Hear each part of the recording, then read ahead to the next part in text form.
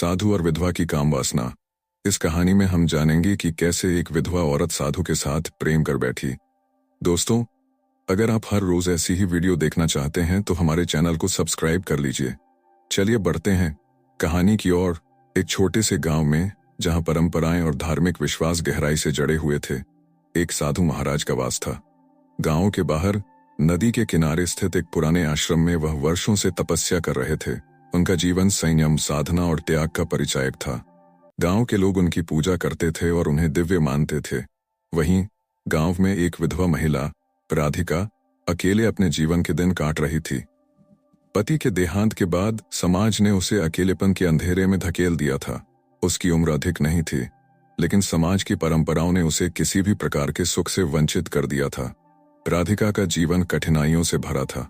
दिन भर खेतों में काम करना, फिर घर आकर अकेले भोजन बनाना और रातें वीरानी में काटना, यही उसका जीवन बन गया था। उसके मन में कई बार प्रश्न उठते कि क्या यही जीवन है? क्या उसे सुख की अनुभूति का अधिकार नहीं है? एक दिन जब वह नदी किनारे पानी भरने गई, उसकी नजर साधु महाराज पर पड़ी।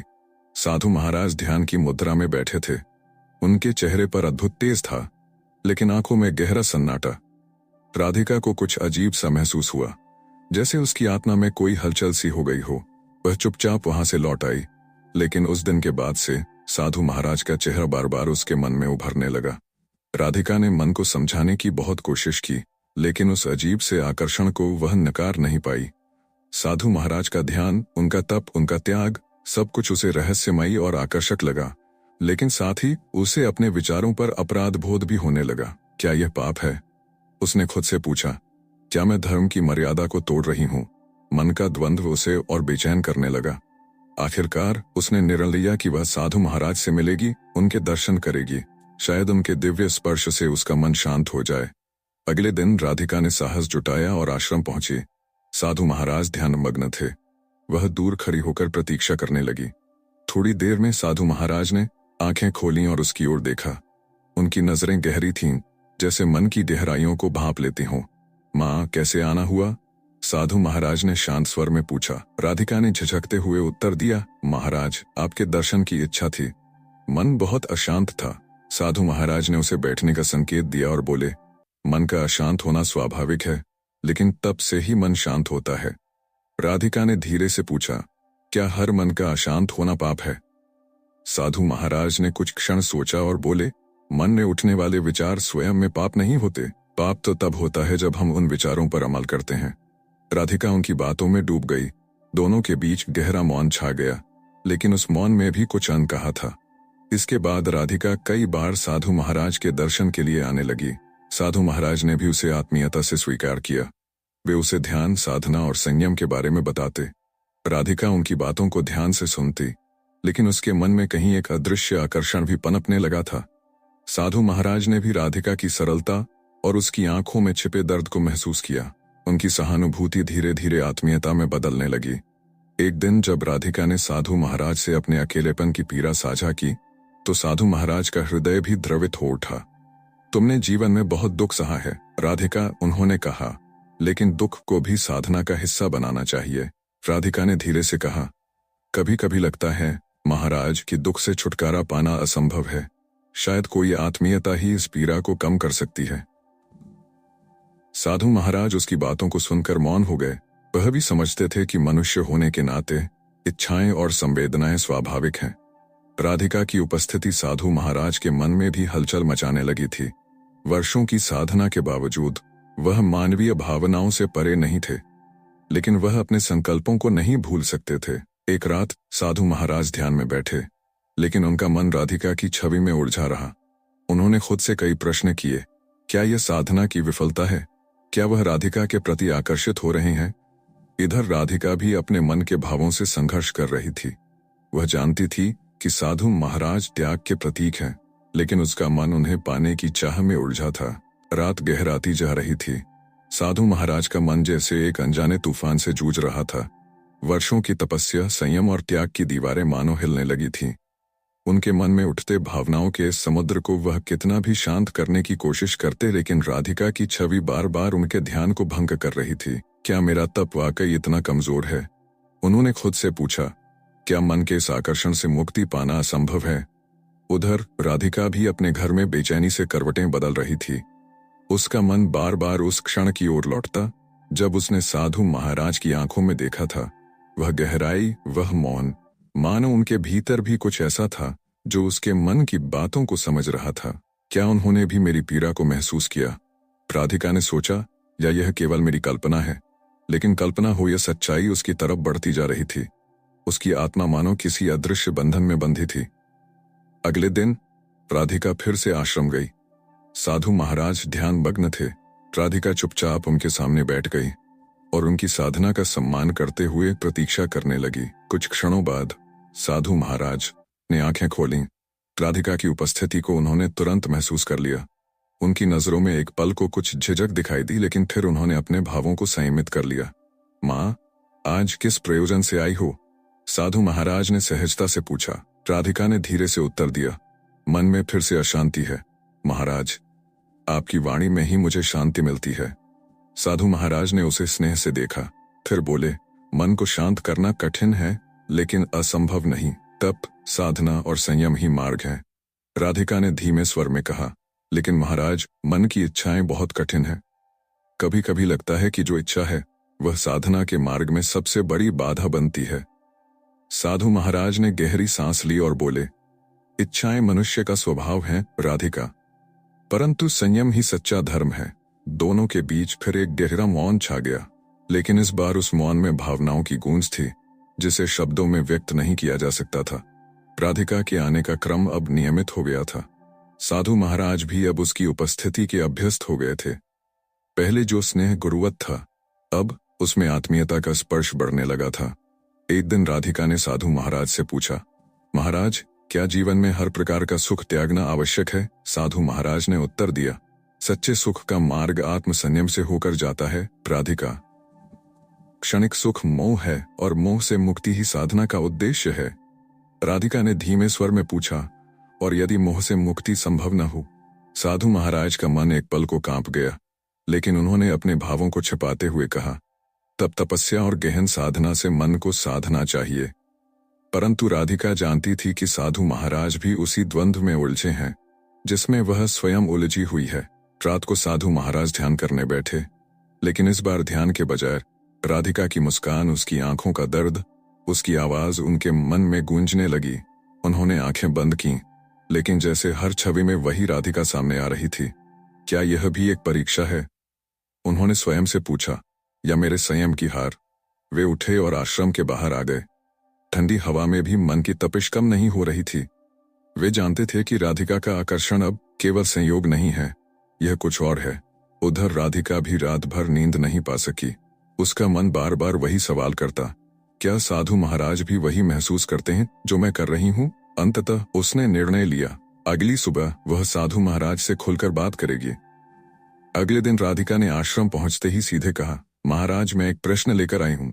साधु महाराज ने शांत स्वर में कहा, पूछो राधिका, क्या जीवन भर भावनाओं का दमन ही धर्म है? राधिका ने पूछा, क्या इच्छाओं का अनुभव करना पाप है? साधु महाराज कुछ क्षण मौन रहे, फिर बोले, इच्छाएं जीवन का हिस्सा हैं, लेकिन साधु का मार्ग त्याग का है। राधिका ने आगे बढ़ते हुए कहा, और यदि त्याग में भी पीड़ा हो महाराज, यदि आत्मा किसी आत्मीयता को तरसती हो? साधु महाराज की आंखें उस क्षण छलक पड़ीं। वह जानते थे कि राधिका ने उस प्रश्न को पूछा था जिसे वह स्वयं अपने भीतर से पूछते आए थे। राधिका, उन्होंने धीरे से कहा, तुमने मेरे मन का प्रश्न पूछ लिया है। मैं भी इस द्वंद्व में उलझा हूं। दोनों के बीच एक लंबा मौन छा गया, लेकिन इस बार यह मौन उनके मन की गहराइयों को जोड़ रहा था। साधु महाराज ने कहा, राधिका, शायद इस जीवन में कुछ प्रश्नों का उत्तर केवल अनुभव से मिलता है। मैं भी मानव हूं और मेरा मन भी भावनाओं से अछूता नहीं। राधिका ने उनकी ओर देखा। उसकी आंखों में पीड़ा और आशा दोनों का मेल था। तो क्या आप इस अनुभूति को स्वीकार करेंगे? उसने धीरे से पूछा। साधु महाराज ने गहरी सांस ली और बोले, यह निर्णय कठिन है राधिका। मैं अपनी साधना, अपने धर्म और अपने व्रतों का सम्मान करता हूँ, लेकिन मैं तुम्हारे मन की पीड़ा को भी अनदेखा नहीं कर सकता। राधिका की आंखों में अनगिनत प्रश्न थे और साधु महाराज के मन में अनगिनत संघर्ष। दोनों के बीच मौन था, लेकिन उस मौन में बहुत कुछ कहा सुना जा चुका था। साधु महाराज ने अपने भीतर झांका। वर्षों की साधना, तपस्या और संयम उनके जीवन का सार था, लेकिन आज उनके सामने ऐसा प्रश्न था जिसका उत्तर न केवल उनके भविष्य को तय करने वाला था, बल्कि उनके संकल्पों की परीक्षा भी ले रहा था। राधिका, उन्होंने गहरी सांस लेकर कहा, मनुष्य होने के नाते भावनाओं से अछूता रहना कठिन है, लेकिन साधु का धर्म कठिनाइयों में भी संयम रखना है। मैं इस जीवन को त्याग के लिए चुना है, सुख संसार के लिए नहीं। राधिका की आंखें भर आईं। महाराज, मैं आपकी तपस्या का आदर करती हूँ, लेकिन क्या तपस्या का अर्थ जीवन से मुंह मोड़ लेना है? क्या मानवता का सबसे बड़ा धर्म प्रेम नहीं है? साधु महाराज चुप हो गए। यह प्रश्न उनकी आत्मा को छू गया। वर्षों की तपस्या के बाद भी वह जीवन की सबसे गहरी भावना, प्रेम के सामने असहाय थे। अगली कई रातें दोनों के लिए कठिन थीं। साधु महाराज का मन बार बार राधिका के प्रश्नों की गूंज से बेचैन हो उठता। उन्होंने हजारों बार खुद से सवाल किया, क्या मैं अपने धर्म के मार्ग पर चल रहा हूं या अपनी भावनाओं की गुलामी कर रहा हूं? राधिका भी अपने अकेलेपन और भावनाओं से जूझ रही थी। वह जानती थी कि उसका आकर्षण साधु महाराज के तप और त्याग से नहीं, बल्कि उस मानवीय करुणा से था जो साधु महाराज के भीतर छिपी थी। अंततः साधु महाराज ने निर्णय लिया कि वह अपने मन की गहराइयों में उतरकर इस प्रश्न का उत्तर खोजेंगे। उन्होंने गहन ध्यान किया, दिन रात अपने भीतर के सवालों का सामना किया। कई दिनों की साधना के बाद एक सुबह साधु महाराज ने राधिका को आश्रम बुलाया। राधिका, उन्होंने कहा, मैंने अपने भीतर झांका है, अपने मन के हर कोने में खोजा है। मैंने पाया कि मेरा धर्म केवल तपस्या नहीं है, बल्कि करुणा भी है। अगर मेरे त्याग से किसी की पीड़ा बढ़े तो वह भी अधर्म है, लेकिन मैं इस देह को किसी सांसारिक सुख के लिए नहीं, बल्कि सेवा के लिए समर्पित कर चुका हूं।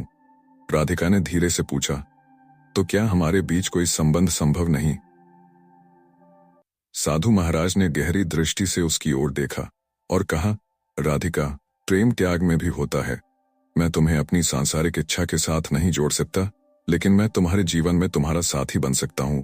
तुम्हारी पीड़ा को दूर करने में तुम्हारा सहयोगी बन सकता हूं। राधिका के चेहरे पर विषाद और संतोष का मिला जुला भाव था। यदि यही आपका निर्णय है महाराज, तो मैं इसे स्वीकार करती हूं, उसने धीमे स्वर में कहा। शायद प्रेम का सर्वोच्च रूप यही है। उस दिन के बाद राधिका ने आश्रम में सेवा का व्रत लिया। वह साधु महाराज के साथ रहकर उनके कार्यों में सहयोग करने लगी। उन्होंने जरूरतमंदों की सेवा शुरू की। गांव के बच्चों को शिक्षित करना, गरीबों को भोजन देना और रोगियों की सेवा करना, यही उनका धर्म बन गया। उनकी आत्मीयता में कोई सांसारिक आकर्षण नहीं था, लेकिन उसमें एक गहरी करुणा और समर्पण था। दोनों ने अपने जीवन का उद्देश्य एक दूसरे की सेवा में ढूंढा। साधु महाराज ने त्याग की राह नहीं छोड़ी, लेकिन उन्होंने अपने धर्म का विस्तार कर दिया। वे अब न केवल अपने आत्मिक उद्धार के लिए साधना करते, बल्कि समाज की भलाई के लिए भी कार्य करते। राधिका के जीवन को नया अर्थ मिला। उसने साधु महाराज के साथ मिलकर समाज की सेवा को ही अपना जीवन बना लिया। शुरुआत में गांव के लोग उनके संबंध को लेकर संदेह में थे। कई बार प्रश्न उठे, आलोचना भी हुई, लेकिन धीरे धीरे जब उन्होंने देखा कि साधु महाराज और राधिका का रिश्ता त्याग, सेवा और करुणा से भरा है, तो समाज का दृष्टिकोण बदलने लगा। लोगों ने उनकी सेवा भावना का सम्मान करना शुरू कर दिया। आश्रम एक सेवा केंद्र बन गया, जहां हर जरूरतमंद को सहायता मिलती थी। साधु महाराज और राधिका ने प्रेम का एक ऐसा स्वरूप अपनाया जो सांसारिक सुख से परे था। उनका रिश्ता आत्मीयता, समर्पण और सेवा का प्रतीक बन गया। राधिका ने एक दिन साधु महाराज से कहा, महाराज, शायद हमारे प्रेम का यही सच्चा स्वरूप है। जब हम अपने सुख को त्याग कर दूसरों की सेवा में लगते हैं, तो वही सच्चा प्रेम होता है। साधु महाराज ने मुस्कुराते हुए उत्तर दिया, तुम्हारा प्रेम ही मेरी साधना का सबसे बड़ा फल है राधिका। समय बीतता गया। साधु महाराज और राधिका का रिश्ता वर्षों तक समाज के लिए एक प्रेरणा बना रहा। और एक दिन जब साधु महाराज का जीवन समाप्ति की ओर बढ़ा, तो उन्होंने राधिका का हाथ पकड़कर कहा, तुमने मेरे जीवन को पूर्ण किया है राधिका। तुम्हारी सेवा और प्रेम ही मेरे तप का सबसे बड़ा पुरस्कार है। राधिका की आंखों से अश्रु बह निकले, लेकिन उसमें दुख नहीं था, बल्कि संतोष था। उसने साधु महाराज के तप का सम्मान किया था और उनके जीवन का अभिन्न हिस्सा बनकर अपने प्रेम को अमर कर दिया था। यह कहानी प्रेम, त्याग और सेवा की परिभाषा को नए रूप में प्रस्तुत करती है। कभी कभी प्रेम का सबसे बड़ा स्वरूप वह होता है जिसमें इच्छाओं का त्याग कर सेवा को अपनाया जाता है। साधु महाराज और राधिका का संबंध हमें यही सिखाता है कि सच्चा प्रेम केवल प्राप्ति में नहीं बल्कि समर्पण में होता है, और शायद यही जीवन का सबसे बड़ा सत्य है। दोस्तों, कहानी पसंद आई हो तो कृपया हमारे चैनल को सब्सक्राइब करना ना भूलें। मिलते हैं अगली कहानी के साथ, तब तक के लिए नमस्कार।